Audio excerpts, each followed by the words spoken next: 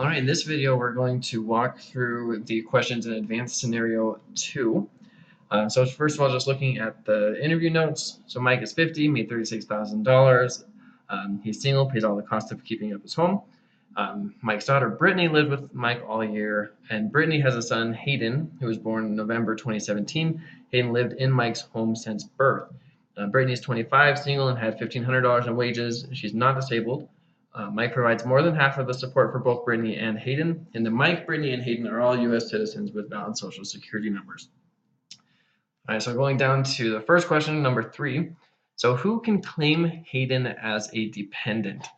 So basically, does Brittany or Mike or none of the above, who gets to claim Hayden as a dependent? So we're going to go and take a look at the 4012. And we're going to scroll down and we're going to find the section that talks about exemptions / dependency. And then we're going to go to the overview of the rules for claiming an exemption for a dependent. This will kind of walk us through who gets to claim Hayden as a dependent. So let's just read through this first part first. It says you can't claim any dependents if you or your spouse, if finally jointly, could be claimed as a dependent by another taxpayer.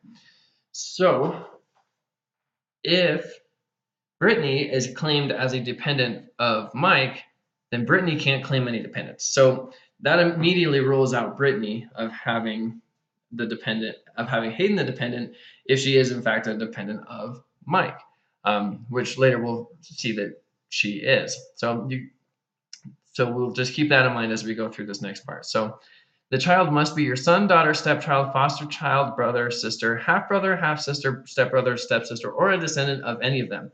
So this is his grandson, so he is a descendant of him. So he meets that requirement so that Hayden could be Mike's dependent. And for that matter, it would also meet the qualifications for Brittany as well. Number 2, the child must be under age 19 at the end of the year and younger than you. Yeah, he's a baby. Obviously, he's not over 19, so it does meet that criteria for Mike. The child must have lived with you for more than half of the year. So that one, he was born in November, so technically he was only there for like 2 months. But then there's a little footnote, number 2, that says there are exceptions for temporary absences, children who were born or died during the year. So he was born during the year. So even though he technically only lived with them for 2 months of the year, he lived with them for the whole time that he was alive. So he does meet that criteria. Now the child must not have provided more than half of his own support, so he didn't do that, and so it meets that criteria. The child isn't filing a joint return, so we're good there. If the child meets the rules to be a qualifying child of more than one person, so we don't have to worry about that because he's not a qualifying child of Brittany. There's kind of 2 reasons for that. Number 1, Brittany is a dependent of Mike, so she can't have any dependents. And also Mike provided more than half of the support for both Brittany and for Hayden. So because Mike provided more than half of the support, obviously Brittany wasn't able to provide more than half of the support, so she wouldn't be able to claim him as a dependent. So coming back over here to the test questions, who can claim Hayden as a dependent? Well, we would come to answer D. Mike can claim Hayden. Brittany cannot claim Hayden because Brittany qualifies as Mike's dependent. So that one's the answer right there. Moving on to number 4, who can Mike claim as a qualifying child for the earned income credit?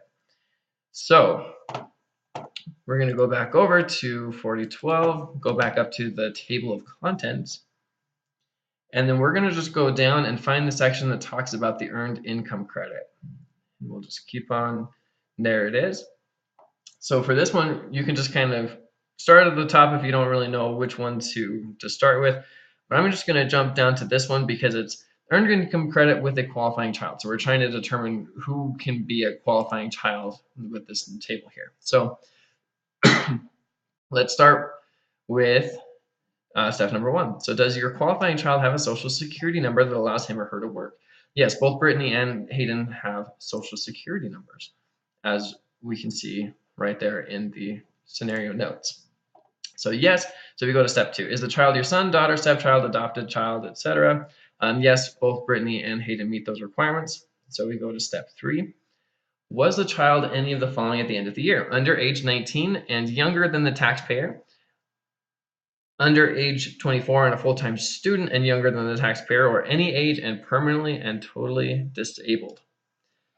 So in this criteria right here, we know from the case that Brittany is 25. So she's not a student, she's not disabled or anything like that. So because she's over the age of 19, she cannot be counted as a qualifying child for the earned income credit. Hayden, however, is under 19, so he still meets these criteria so far. So we go to step 4 for Hayden. Did the child file a joint return? No. So we go ahead and go to step 5. Did the child live with you in the United States? Yes.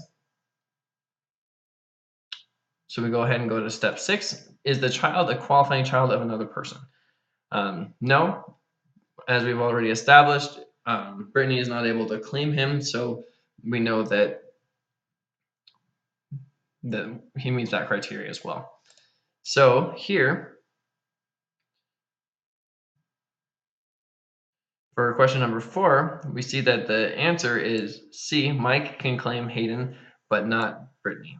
So he can claim Hayden because he meets the criteria, but Brittany because she is over the age of 19 and not a student or anything like that. So she doesn't meet that criteria.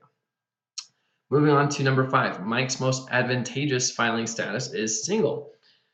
So we're going to go back to 4012, go up to the table of contents, and then we're going to go down to the section that talks about filing status. So there's a section right here that says filing status, and this little table will walk you through to find the most advantageous filing status for the taxpayer. So step number 1, were you married on December 31st of the tax year? No, he was not. So we go to step 4. Did your spouse die in 2015 or 2016? So going back to the questions here, it doesn't say anything about his wife having passed away or anything like that. So we're just going to assume no. So we're going to go to step 6. Do all the following apply? You paid more than half the cost of keeping up the home for the required period of time. Yes. And a qualifying person lived with you in your home for more than half of the year. Yes. So if yes, your filing status is head of household. So that means it's actually better for him to file as head of household as opposed to single. So that would make number 5 false.